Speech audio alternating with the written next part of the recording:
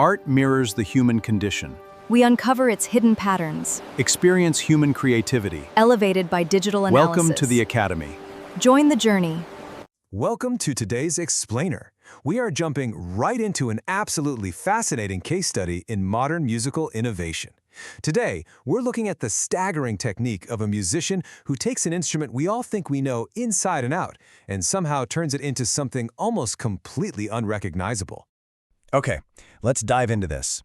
Just imagine for a second closing your eyes and listening to a live performance. You're hearing a driving rhythm section, this super heavy bass, and a complex melody playing Beethoven's Moonlight Sonata, all hitting your ears at the exact same time. Then you open your eyes and there's just one guy standing on stage with a single acoustic guitar. You'd think, no way, right? How is that even physically possible? Well, to figure out the magic behind his techniques, we're going to look at the one-man acoustic orchestra, the anatomy of the instrument, his anti-pick philosophy, and finally, fusing classical and modern. Part 1. The One-Man Acoustic Orchestra, Redefining the Physical Limits of the Guitar. The mastermind behind this insane sound is Marcin Patrzałek, usually just known as Marcin. He's a Polish percussive fingerstyle guitarist, composer, and producer.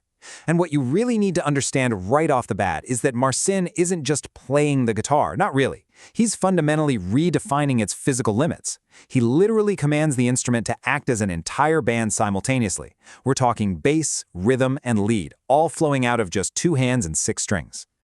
Moving to Part 2, Anatomy of the Instrument, Mapping the Extreme Physical Demands. Now, what's really interesting about this slide is how he treats the actual physical guitar body as a distinct 3-zone drum kit. Hitting the top near the bridge, that gives him a heavy bass drum thump. Striking the side right below the sound hole produces this sharp, snare-like texture, and hitting the back of the instrument unleashes these rich, much deeper strikes. For him, the guitar is no longer just a stringed instrument, it is literally a piece of percussion hardware.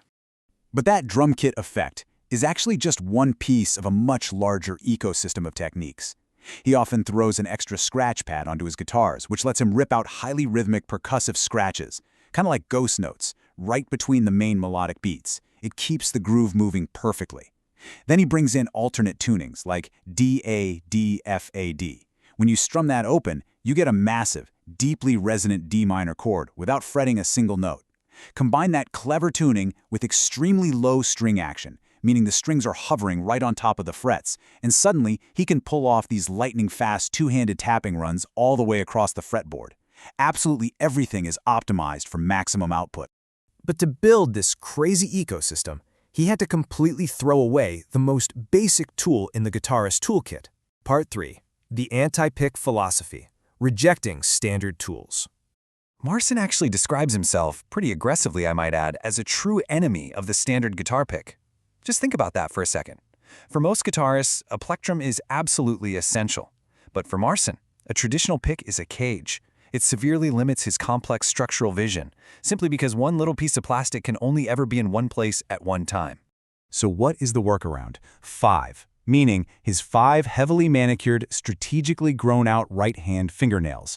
His right hand isn't just strumming the strings, it's operating as 5 individual picks working independently yet simultaneously. So the crucial point is how he draws heavily from classical and flamenco disciplines to make this work. He uses a technique called rasgueado strumming, which is basically flicking those fingers outward in insanely rapid succession.